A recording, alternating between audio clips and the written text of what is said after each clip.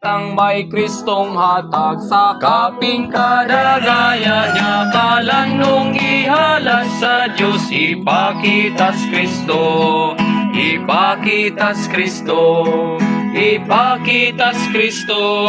Kaping niya dalon sa iglesia, ipakitas Kristo.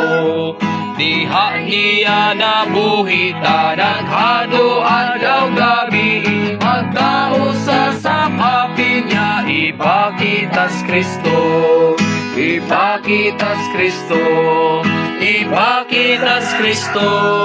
Kaping niya danon sa iglesia, ipakitas Kristo. Si Kristo ang kinabuhitan, ang pagkamaugpuhan, aron magkatigom na ta, ipakita siya. Ipakitas Kristo, ipakitas Kristo. Kaping niya danon sa iglesia, ipakitas Kristo. Kristo dadon sa mga tigom, ipaambit usag-usag, Diyos makapanglos niya dito, ipakitas Kristo.